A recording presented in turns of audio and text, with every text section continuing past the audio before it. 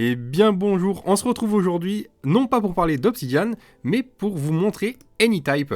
Donc là, je viens d'ouvrir un nouvel espace. Alors Anytype, qu'est-ce que c'est? J'en ai déjà parlé dans une précédente vidéo que je vous mets en description, si vous voulez aller la voir. C'est un logiciel, une application où on va pouvoir prendre des notes, faire des bases de données, gérer des projets, etc. etc. Un petit peu comme dans Notion, à la grosse différence qu'il est beaucoup plus sécurisé. Comme vous voyez ici, si je vais en haut à gauche, je peux cliquer sur le petit bouton et je vois ici le statut de synchronisation qui est chiffré de bout en bout. C'est-à-dire qu'on va pouvoir partager nos pages de manière sécurisée. Et ça, c'est si je choisis le réseau Anytype. Je peux très bien stocker localement. Encore une fois, si vous voulez une petite démonstration de ce qu'il est possible de faire dans le logiciel, vous avez la vidéo en description. Donc là, je suis dans la page de présentation, je vais dire ça comme ça, de voilà, quand on ouvre un nouvel espace. Et je voulais vous parler des objets aujourd'hui, comment en créer un et comment on va pouvoir faire des bases de données très rapidement et très simplement. Donc vous voyez, je suis allé dans tous les objets. Ici, je vais dans Type.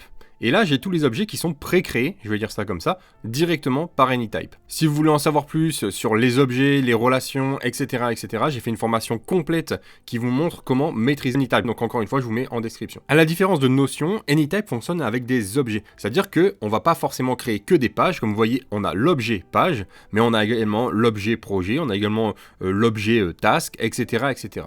Si par exemple vous voulez vous faire un tableau de toutes vos recettes, là c'est encore une fois un exemple, on peut très bien faire une base de données de tous les livres, un CRM, etc., etc. Enfin bref, là je vais taper recette, je vois qu'il n'y en a pas ici, et donc je vais cliquer sur nouveau. Comme vous voyez, il m'a créé un nouvel objet recette, et je vais pouvoir créer des modèles. Donc là je vais venir dans plus, je crée un nouvel modèle, donc là avec ma nouvelle recette.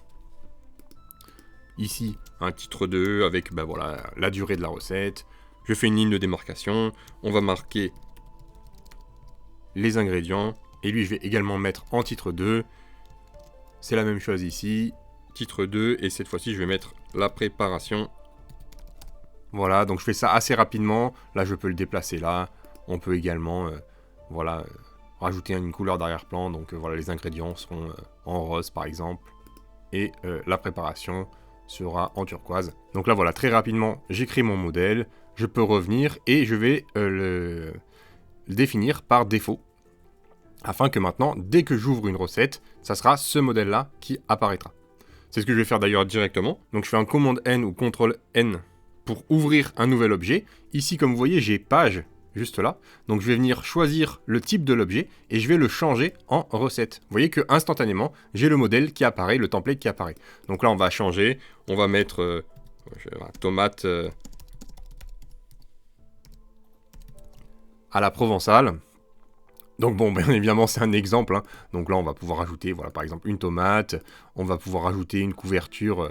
Donc là, bon, je vais très rapidement, mais on peut très bien rajouter une photo de ce qu'on a pris nous-mêmes. Je vais faire la même chose, je vais venir en créer plusieurs. On puisse créer une petite base de données de nos recettes.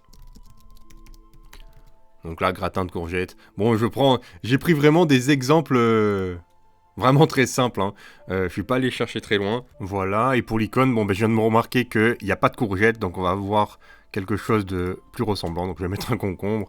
Bref, là, je prends vraiment des trucs très simples hein, pour pas que ce soit trop compliqué et que ça prenne pas trop de temps à faire. Vous, bien sûr, vous pouvez rajouter vos propres images. Hop, on va rajouter un nouveau. Vous voyez d'ailleurs que ça se fait vraiment très rapidement. Ici, on va se faire, pourquoi pas, un petit guacamole. Bon, d'ailleurs, si j'ai écrit avec la bonne orthographe, c'est quand même mieux. Clac. Un avocat. Voilà, on va mettre ça. On peut d'ailleurs repositionner hein, l'image si on a envie. Clac. Bon, bien évidemment, je remplis pas ici, c'est simplement pour vous montrer à quel point il sera facile ensuite de pouvoir faire des bases de données. Vous voyez que là, je rajoute des recettes au fur et à mesure. Et ensuite, on va pouvoir venir faire un ensemble de vos recettes qui va créer une base de données instantanément. On va prendre cette image et on va en rajouter une dernière. Cette fois-ci, un petit dessert, un petit brownie, pourquoi pas. Donc là, on va mettre du chocolat et on est parti pour créer nos brownies. Donc voilà, vous voyez que ça s'est fait assez rapidement. J'ai créé mes recettes, mais maintenant, moi, ce que j'aimerais bien avoir, c'est une liste, un tableau avec mes différentes recettes, voire même peut-être une vue galerie, je vais pouvoir voir les images à chaque fois. Je reviens ici, ou même, vous savez quoi, on va revenir à la page de début. Donc là, je suis dans la page de début. Je vais aller, comme tout à l'heure, dans tous les objets. Ici, vous voyez qu'il y a recette qui s'est rajoutée, dans les types juste là, il y a la recette qui s'est rajoutée. Je clique dessus. Là, je vois la liste de mes différentes recettes, mais moi j'aimerais avoir quelque chose de plus clair, donc je vais venir ici dans créer, et je vais faire un nouvel ensemble d'objets. Hop, je vais l'agrandir. Et là on a directement mon ensemble de recettes, donc je vais pouvoir, hop, enlever ça. Hop, on va réduire ici. J'ai mon ensemble de recettes, donc je peux bien évidemment lui rajouter une couverture, donc là je vais pas le faire, mais bref. Et ensuite je vais pouvoir ici venir lui rajouter différentes relations, comme voilà, peut-être une description de la recette. On va peut-être rajouter aussi les tags. On peut imaginer aussi lui rajouter une relation sur est-ce que j'ai aimé ou pas aimé, enfin bref, une sorte de classement, je vais dire ça comme ça. Donc là par exemple, ça c'est un dessert, donc je vais rajouter le tag dessert. Ici, on va mettre que c'est une entrée. Bon, là, je fais vraiment... je suis pas cuistot, hein, donc voilà. Les pâtes au pesto, voilà, on va dire que c'est le plat principal. Donc là, je mets juste plat. On va changer la couleur, etc., etc. Enfin, voilà, je vais pas le faire pour tous. Mais voilà, vous avez directement ici votre base de données. Et ce qui est intéressant, c'est que je vais pouvoir rajouter de nouvelles vues. Ici, je vais lui rajouter la vue galerie. On aime bien la vue galerie parce que on va pouvoir mettre l'image de couverture. Directement, voilà, j'ai toutes mes images. La taille des cartes, on peut la choisir également, donc on va la laisser en moyen, etc., etc. On va pouvoir venir les trier, rajouter des filtres. Bref, vous voyez qu'en quelques clics, j'ai réussi à faire une base de données de toutes les recettes qui sont présentes dans cet espace, sans trop de difficultés et sans me prendre la tête avec plein d'options. C'est ça le gros avantage de AnyType, c'est que grâce aux objets, on va pouvoir venir créer, comme je vous l'ai montré juste là, des bases de données très simples et très rapidement. Et là, on peut même se dire que, pourquoi pas, rajouter, plutôt que de mettre ingrédient ici, je vais venir rajouter une relation ingrédient. Donc là, je vais venir cliquer sur nouveau, ingrédient. Comme je vois, il est juste là, ingrédient, clac, je le rajoute dans les favoris pour qu'il apparaisse là. Je vais faire la même chose pour durée. Vous voyez qu'elle n'existe pas, donc je vais créer la relation durée, et je vais choisir un nombre. Je la crée, j'ai la durée qui apparaît là. Et maintenant, je vais pouvoir venir rajouter ici les différents ingrédients. Donc là, bon, voilà, je ne sais pas exactement comment on fait les tomates à la provençale, encore une fois, c'est un exemple. Donc bien évidemment, je pense qu'il y a des tomates. Hein. Ça apparaît là. La durée, on va dire que ça prend une demi-heure. Encore une fois, excusez-moi, n'hésitez pas à me dire d'ailleurs si vous connaissez.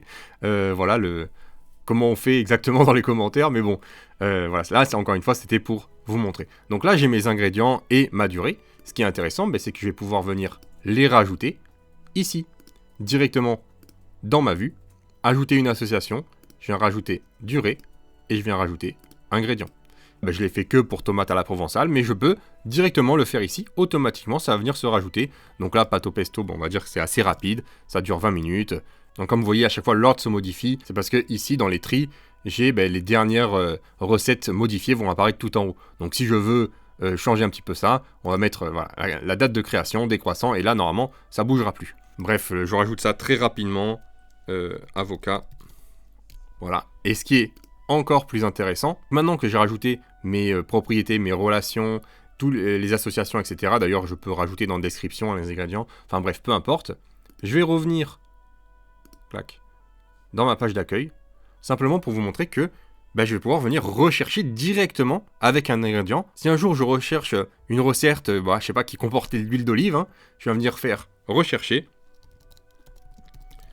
Je commence à taper huile d'olive, et comme vous voyez, j'ai directement les tomates à la provençale qui apparaissent juste là. D'ailleurs, il me met bien que c'est bien un ingrédient, huile d'olive.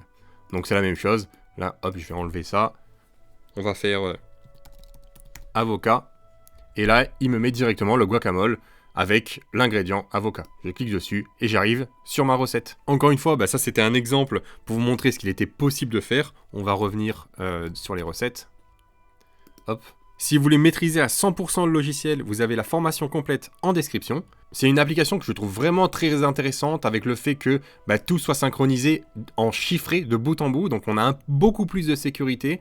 Et franchement, cette notion avec les objets est très très intéressante. On va pouvoir créer différents types d'objets pour chaque chose qu'on a besoin finalement dans notre quotidien ou dans notre travail, enfin bref, peu importe. Et puis bon, c'est vrai que je le dis pas souvent, mais bon, n'hésitez pas à vous abonner, je reviendrai avec de nouvelles vidéos sur AnyType prochainement. Allez, je vous laisse là et je vous dis surtout n'oubliez pas, colorez votre vie pour le meilleur.